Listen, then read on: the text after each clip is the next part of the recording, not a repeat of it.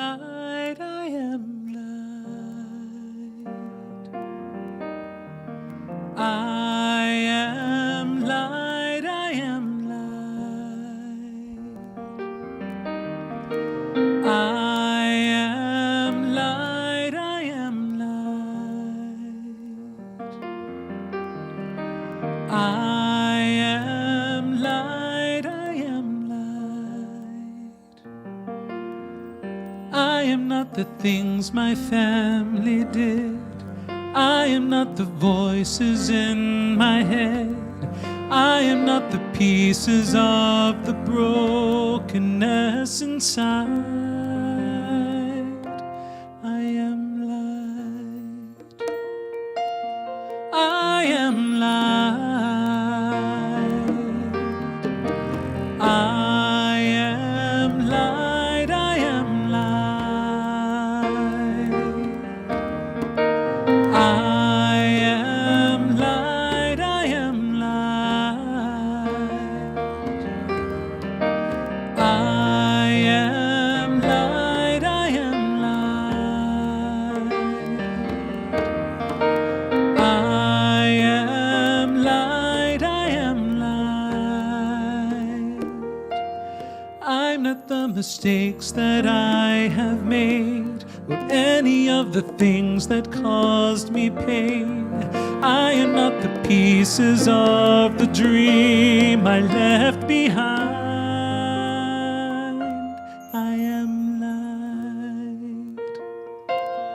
I am light. I am light. I am light. I am light. I am light. I am light. I am light. I am light. I am light. I am not the color of my eyes. I am not the skin on the outside. I am not my age. I am not my race. My soul inside is all light. It's all light. I am light. I am light. I am light. I am light. I am light. I am light.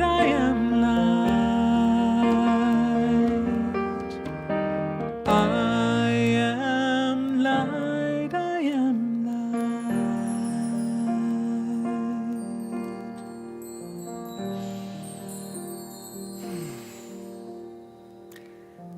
God is omnipresence, as God has always been and will always be. God is omniscience, as God has always been and will always be. God is omnipotence, as God has always been and will always be. But saying that God is all power, all knowingness, present everywhere, doesn't mean that we can just wipe our hands of things and say, oh, it's in God's hands, and walk away and eat pizza or watch TV or otherwise put our heads in the sand thinking that God will take care of all of this. And the reason we can't say that is because when we say it's in God's hands, what we're really saying is that it's in our hands. Unity teaches us that we are individuations of the one life, of divine mind, of infinite love, of God. And so we are God's hands. We are God's words. We are God's actions. And so if we turn our heads away from what is ours to do, God can't do much. Charles Fillmore said, "It is your mission to express all that you can imagine God to be. Let this be your standard of achievement." never lower it. It is our mission. We get to choose how we express as God's hands, as God's words. And we are to do so from the highest place that we can imagine God to be. The highest love, right action inspired by divine wisdom.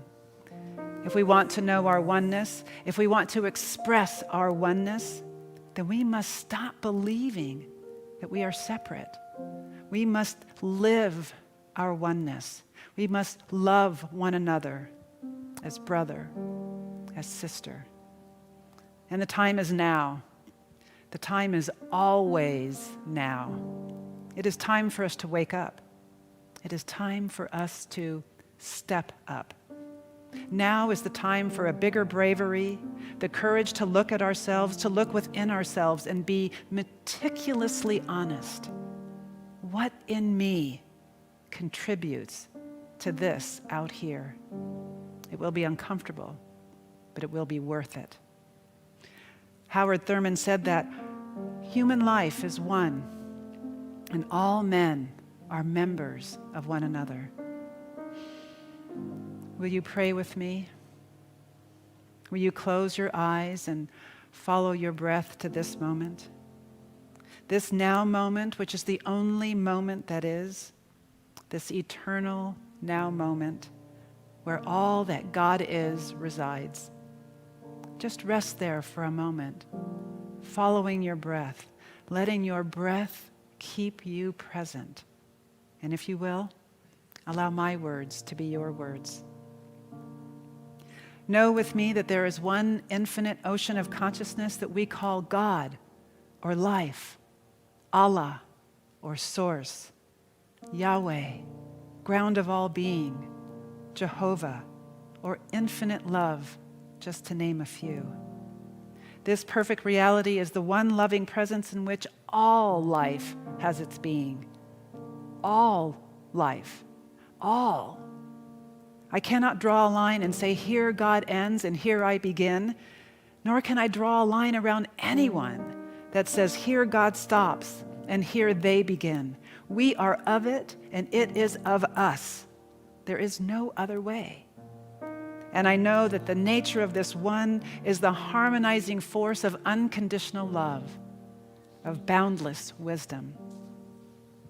And from this high place of knowing my oneness with the all that is, I claim a willingness to release any and all things that keep me bound to the myth of separation, that keep me clinging to my smallness, to my fear.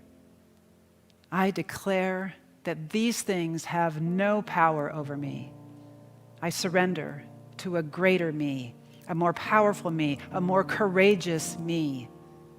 And I allow the one power that moves all things from invisible to visible to move this divine love and wisdom forward in me so that I am now free to act with a boldness and a confidence powered by divine love and informed by divine wisdom.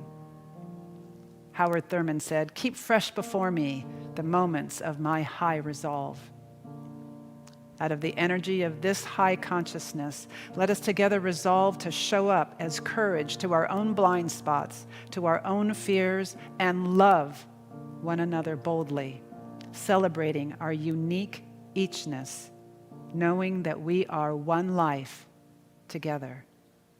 And so it is, and so we let it be. Amen. I am divinity defined. I am the God on the inside. I am a star, a piece of it all. I am light. I'm all light. All light. I am light. I am light. I am light. I am light. I am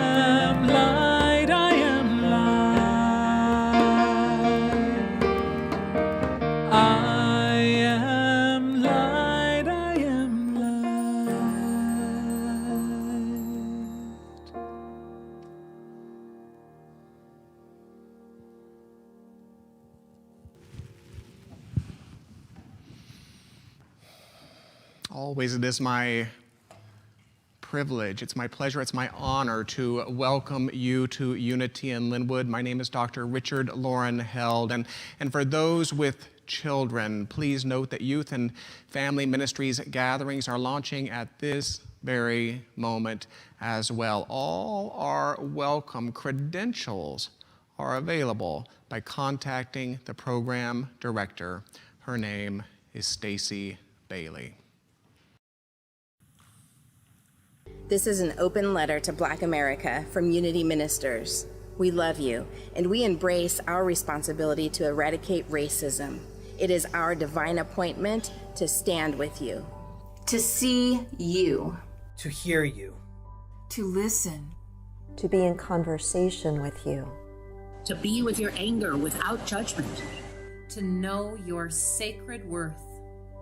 To acknowledge my privilege. To take responsibility. To confront complacency. To back my words with action. Palabras con acción. To be accountable for effecting change in my community. To support Black-owned businesses. To be a bender of the arc of the moral universe that bends toward justice. To demand the end of police brutality. To use my voice and my vote to end systemic racism. To hold you and our country in prayer. To be a call to action. To be a voice for justice. To be a voice for unity.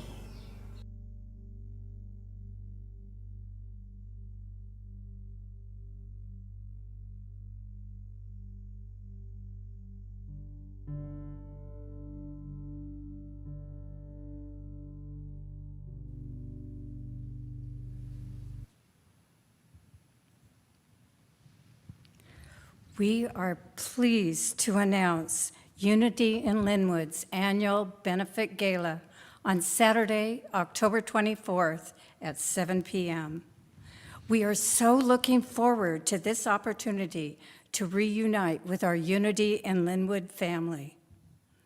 Back in March, as we began to process procurement, it quickly became clear how uncomfortable, if not inappropriate, it would feel for us to ask businesses whose doors have been shuttered indefinitely to donate items for our auction. So began a time of prayer and listening. But we had already revealed a theme, the Wizard of Oz, and a name. There's no place like home. But under the circumstances, we desired to reveal a new model as well. The proverbial yellow brick road did not disappoint, leading us to a redesign in which spiritual teachings of oneness and prosperity are centralized and invigorated in exciting new ways. In short, we have selected 5 local businesses who have consistently and generously supported Unity in Lynnwood over recent years. Businesses which are struggling financially due to circumstances, to join our gala as honored guests.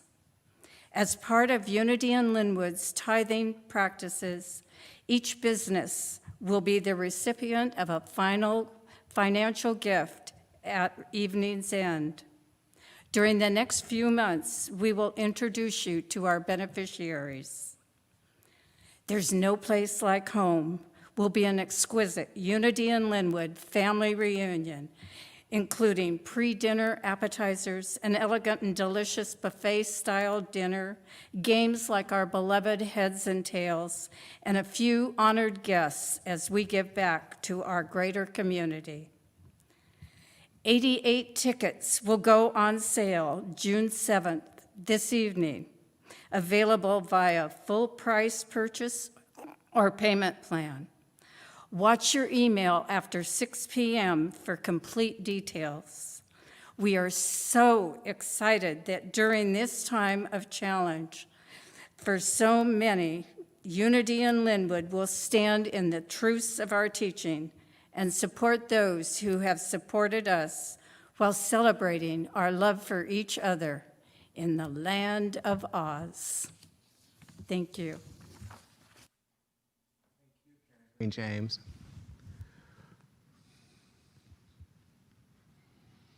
I find that deeply inspiring.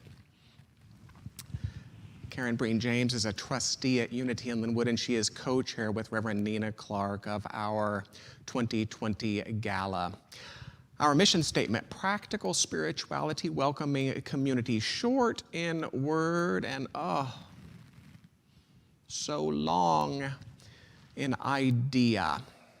So every Sunday I like to support this with one of the 6 bullet points, with one of the 6 values statements, which we developed in collaboration with your board of trustees. Today I offer number 2. It reads as follows: we seek to discover and to share spiritual practices which are repeatable and reliable, and to infuse these spiritual practices into every area of our daily living.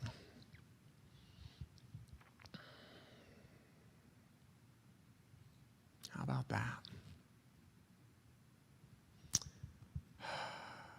We invite you to avail yourself to our many vehicles of support. Of course, visit unitynlynnwood.org, meet your leaders, read recent blogs, enjoy archived podcasts, enlist prayer support, even download brochures.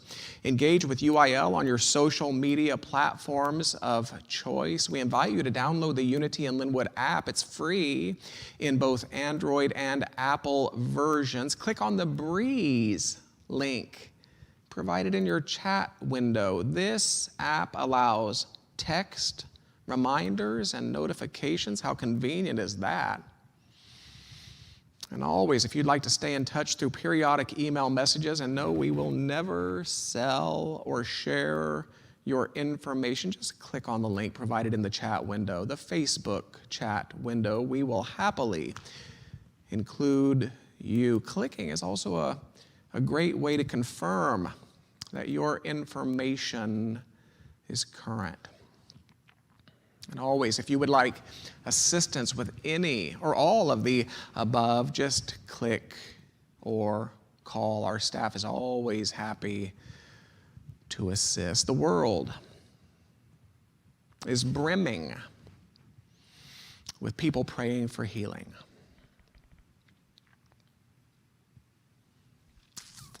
Healing for a broken relationship, healing for an inadequate income, healing for an ailing body, and yes, healing for a hurting and frightened humanity. The world is brimming with people praying for healing. Now, my concern with this is that lurking beneath the surface of most prayers for healing are prayers for comfort. It usually works something like this: we have a comfortable existence, dysfunctional as it might be, mediocre as it might be, even limited as it might be. We have a comfortable existence. Something jolts us from that comfortable existence. So we pray to make the pain go away and to return us to a comfortable existence. Lurking beneath the surface of most prayers for healing are prayers for comfort. And the problem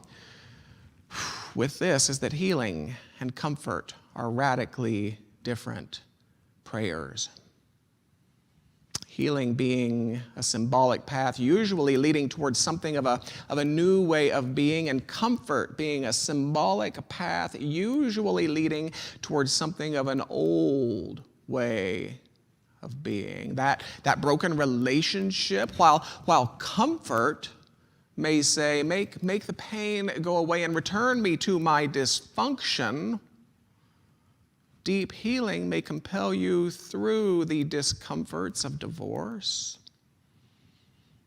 that inadequate income. While comfort may say, make the pain go away and return me to my mediocrity, deep healing may compel you through the discomforts of bankruptcy, that ailing body. While Comfort may say, make the pain go away and return me to my limitation. It's time we tell the truth in New Thought, that deep healing may lead you through the discomforts of physical death. In other words, it's time we tell the truth in New Thought that physical death isn't the failure of a soul. Physical death is the triumph of a soul over a body that's no longer capable of supporting its noble work for whatever reason. And that hurting and frightened humanity, we have a long history of returning to a comfortable existence instead of doing any deep healing. We have a long history of returning to a comfortable existence after jolts such as Emmett Till, MLK, Rodney King, Trayvon Martin, and here we are, jolted from a comfortable existence by the murder of George Floyd. So here we are at yet another choice point. Will we pray to make the pain go away and to return us to a comfortable existence? Will we pop yet another cosmic opioid of denial and apathy? Or are we willing to navigate the discomforts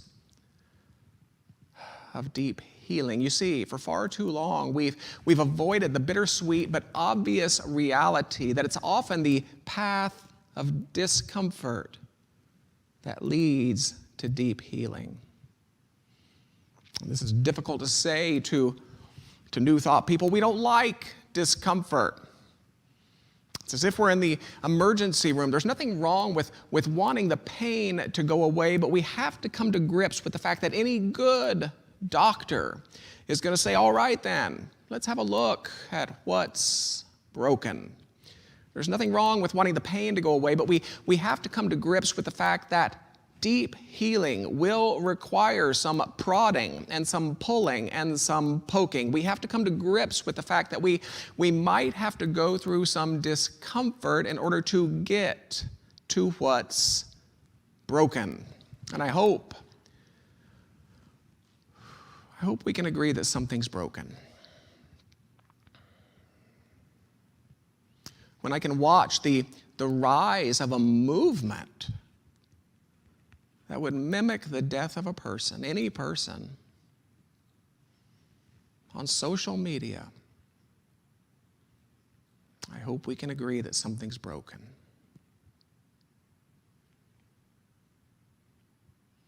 And let's not be afraid to say that something's broken if something's broken. Jesus didn't pretend that injustice didn't exist, and Gautama didn't pretend that suffering didn't exist, and Unity's own Myrtle of Fillmore didn't pretend that disease didn't exist. To say that something's broken if something's broken isn't to empower it. It's just to stop lying about where we may be falling short of the full glory of truth. So if you're in the midst of prodding and pulling and poking, take heart. The cosmic doctor may well be preparing you for a deep healing. Now, I don't pretend to know how to do this. Frankly, I would question any individual who claims to have the perfect formula, but not knowing must never become an excuse for not trying. So here I am, willing to try. And I take encouragement from history that meaningful change comes through wildly imperfect people who are quite simply willing to try. So I don't pretend to know how to do this, but this is my humble offering. I'm willing to step up, and I hope you'll join me. I'm proud to announce a 7-week national book study and practicum of How to Be an Anti-Racist by Ibram Kendi. It's free, but registration is required. Just write administration@unityandlinwood.org. From its first 48 hours, I've been able to claim this as the most expansive program in UIL's recorded history.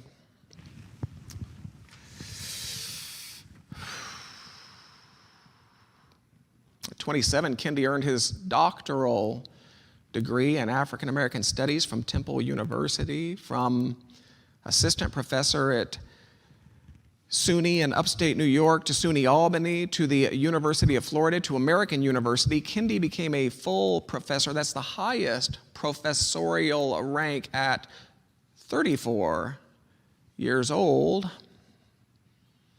He's a New York Times bestselling author, founding director of the Anti-Racist Research and Policy Center at American University in Washington. He's contributor at The Atlantic and CSL New, winner of the W.E.B. Du Bois Book Prize, winner of the National Book Award for Nonfiction, a contributor to the Journal of African American History, Journal of Social History, Journal of Black Studies, Journal of African American Studies, and the 60s, a Journal of History, Politics, and Culture. He earned the prestigious Guggenheim Fellowship in 2019. He is the real deal, you understand what I'm saying. The Root 100 listed him as the 15th most influential African American between the ages of 25 and 45 and the most influential college professor in the country.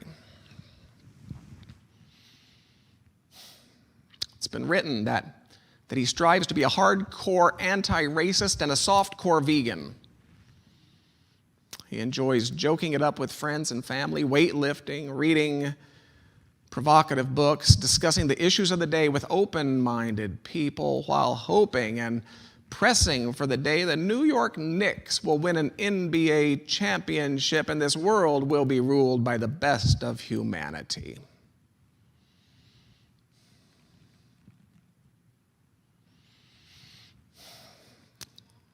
There are a lot of middle-aged Caucasian males who will speak nobly to such difficult moments. Quotes from MLK usually dot their presentations. There are a lot of middle-aged Caucasian males who will speak nobly to such difficult moments, but I wanted to offer more than that. I wanted to offer more than that. So I waited until I had this more than that to offer. Because while this moment is difficult, its difficulty is accompanied by its potential to catapult us toward that something of a new way of being. Now, for any pain caused by my weight, I apologize. You deserve to know that my stand is steadfast. Anything short of a reverence for the life which we share, anything short of a reverence for the life which we share in each of its forms is antagonistic to the truths we hold and to the principles we teach. It was the latter of the four gospel writers who said the same thing in a different way. You cannot purport to love God and to hate humanity at the same time.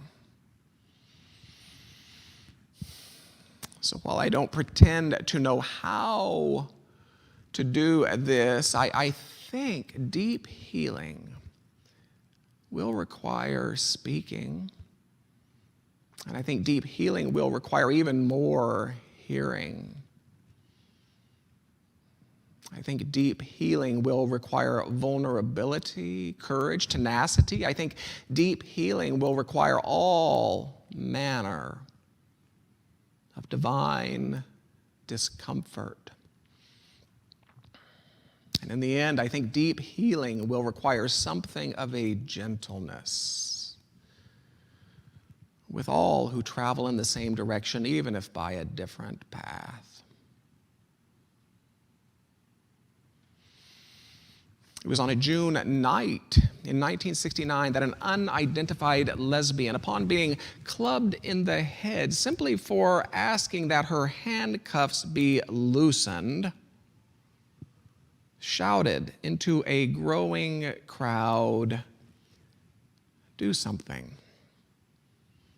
And amidst the early chants of solidarity and the rising choruses of "We shall overcome," the days of Stonewall began. "Do something," she shouted, and people, gay and straight, black and white, male and female, old and young, a veritable rainbow palette of humanity, if you will, united to talk, to plan, to organize, to demonstrate, ultimately to give rise to the establishment of June as Pride Month. Unity in Lynnwood, happy Pride Month.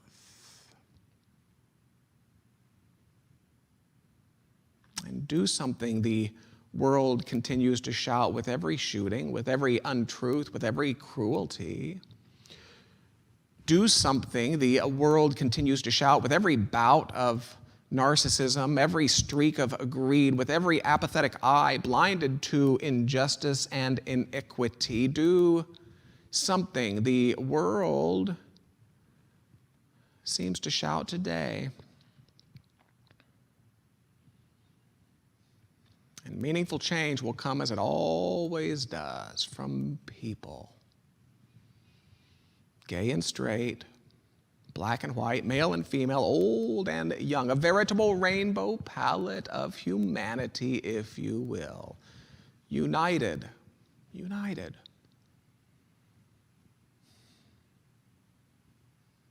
In a willingness to step up.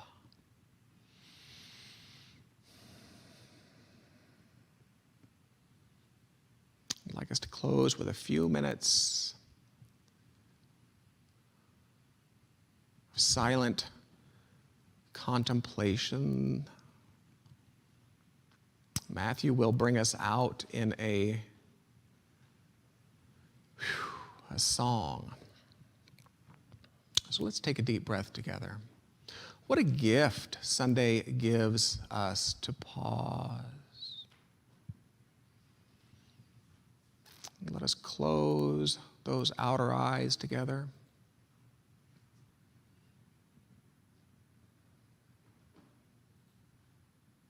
And let's just spend a few minutes breathing.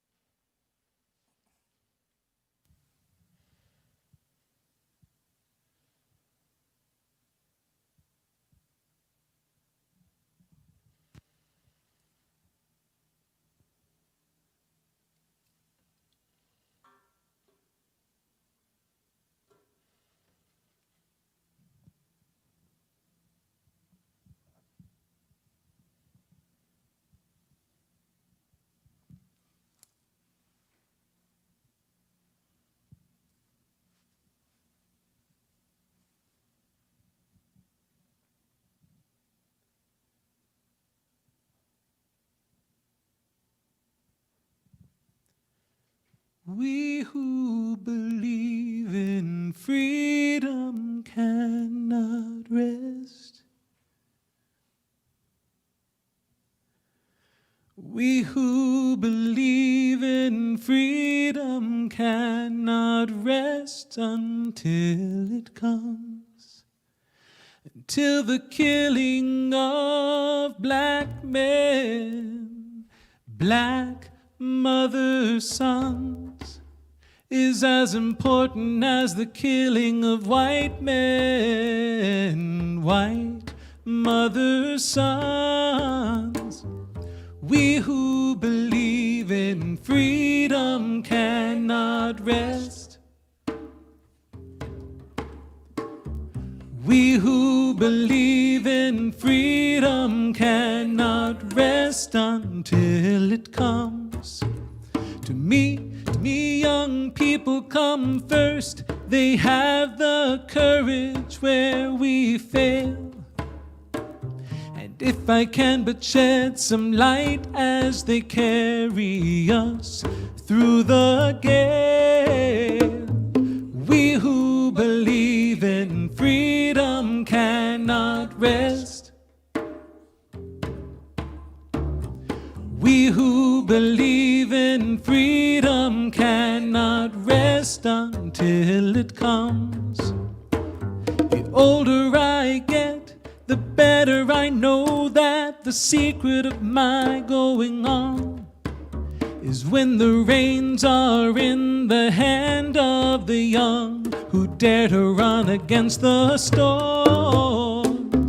We who believe in freedom cannot rest. We who believe in freedom cannot rest until it comes. Not needing to clutch for power, not needing the light just to shine on me. I need to be just one in the number as we stand against tyranny. We who believe in freedom cannot rest. We who believe in freedom cannot rest until it comes. Struggling myself don't mean a whole lot. I come to realize that teaching others to stand up and fight is the only way my struggle survives. We who believe in freedom cannot rest. We who believe in freedom cannot rest until it comes. We who believe in freedom cannot rest.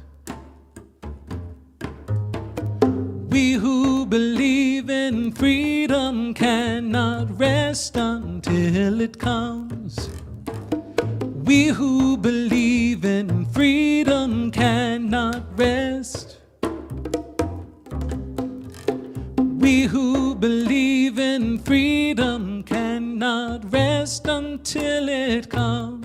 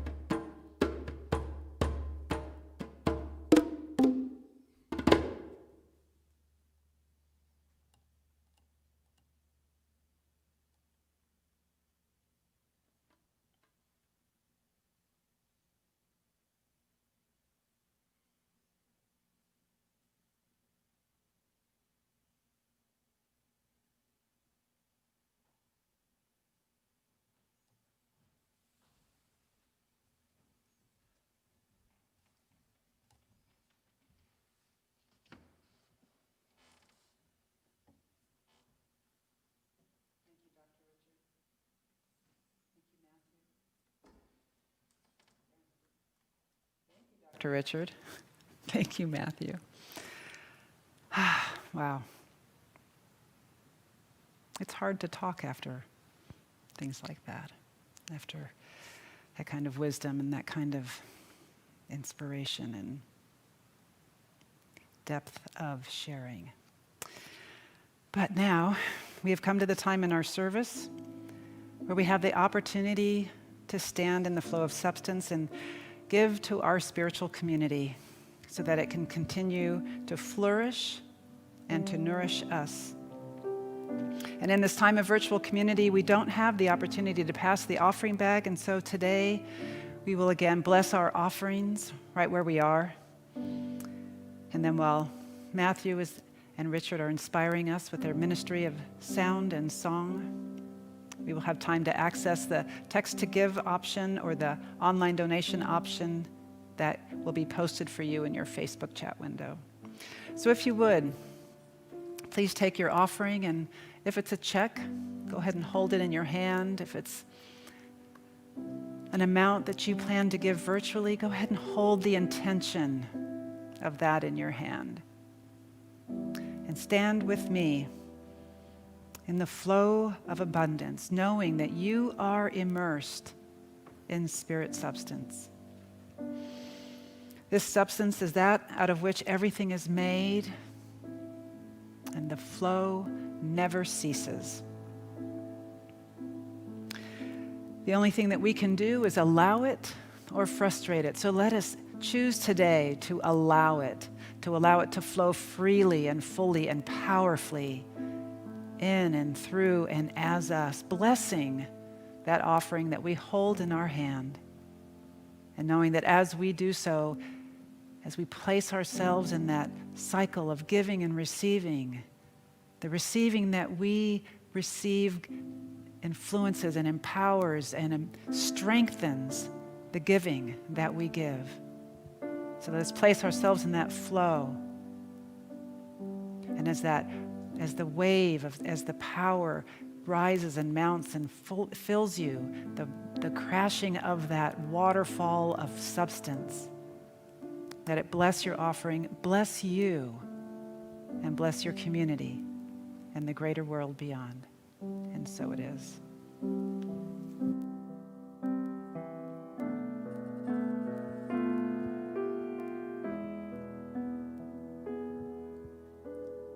Ancient eyes are watching in the night. The stars come out to guide the way. The sun still shines despite the clouds.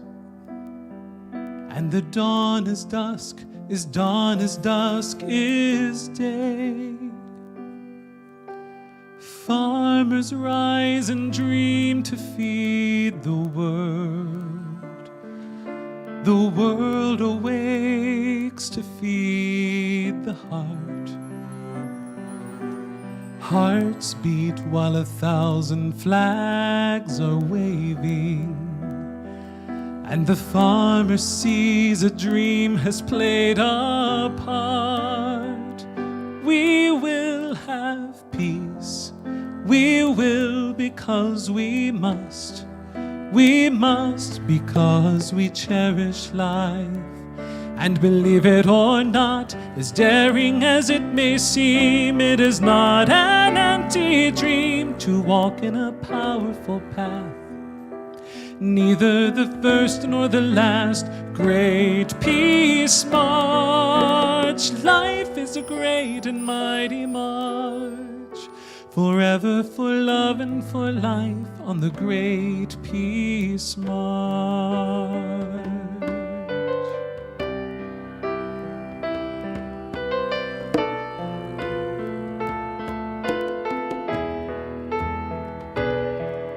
Are you black like night or red like clay? Are you gold like sun or brown like earth? Gray like mist or white like moon? My love for you is the reason for my birth. Peace can come with just one heart.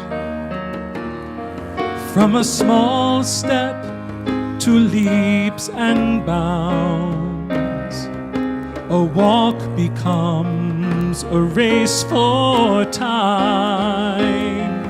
And a brave child calls out from the crowd, we will have peace, we will because we must because we cherish life. And believe it or not, as daring as it may seem, it is not an empty dream to walk in a powerful path. Neither the first nor the last great peace march. Life is a great and mighty march, forever for love and for life on the great peace march. And as daring as it may seem, it is not an empty dream to walk in a powerful path. Neither the first nor the last great peace march. Life is a great and mighty march, forever for love and for life on the great peace march. Forever for love and for life on the great peace march.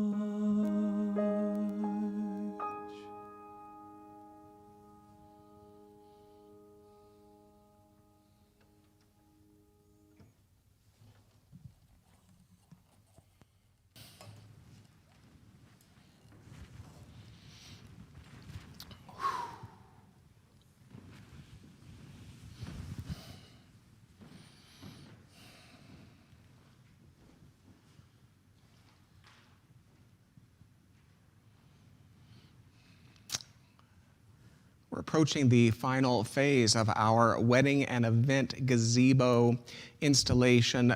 Thanks to Tim Vokes, whose design and leadership has brought us to this juncture. Last week, we introduced a plant sponsorship program. It's a list of plants which we invite you to sponsor. You may find that list via our Facebook page or simply by writing the office. The installation of the landscaping is scheduled for this Saturday, June 13th. You will celebrate an amazing beauty upon your return to campus. Spiritual Awakenings, it is our midweek service facilitated by our associate minister. Her name is Reverend Nina Clark. The next service is Wednesday, the 10th of June, and of course the final Wednesday of the month on the 24th, 7 o'clock p.m. Perhaps you join me in celebrating her amazing work. She just received this. It is her certificate of licensure as a Unity minister. Nina Clark, Reverend Nina Clark. What an honor it is to walk, to serve, to pray, to create with a soul so noble as you.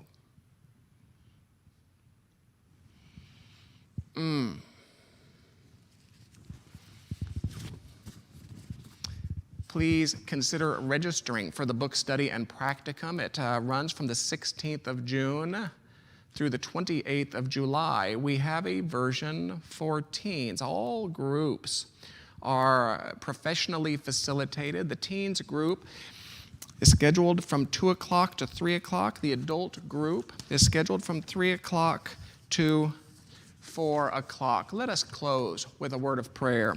Let's close those eyes yet again. And let us take a deep breath together. And let us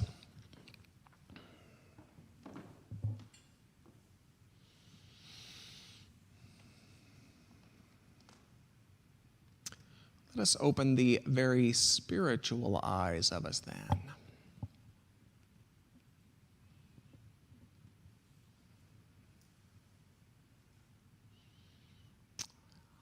eyes that are capable of perceiving truths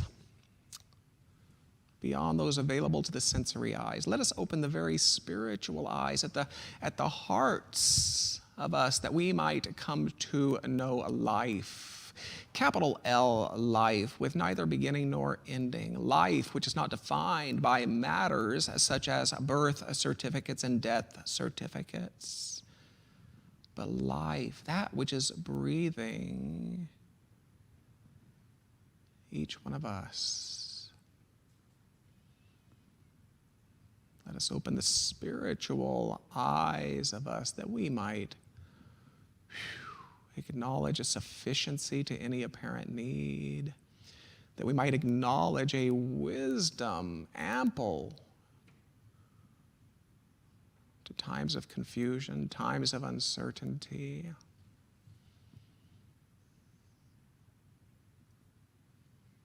You see, it is not God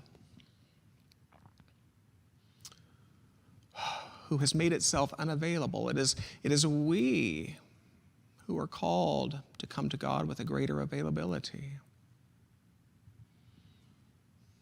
That which we seek is at hand.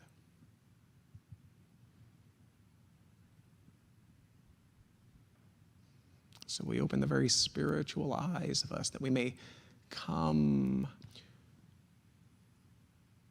to understand that harmony that resides behind all appearances, longing, pressing to make itself known through human hands and human hearts in this world of form.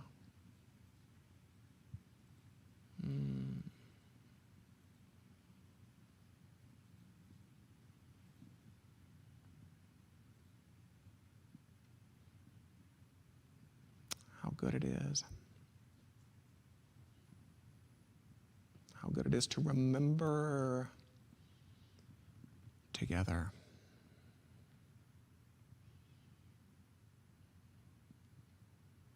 And we close, as we always do, with sung words of blessing.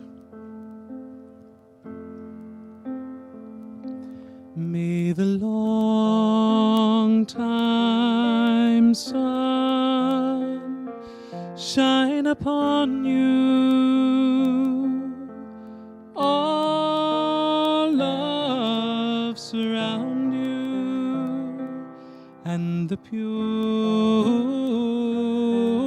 light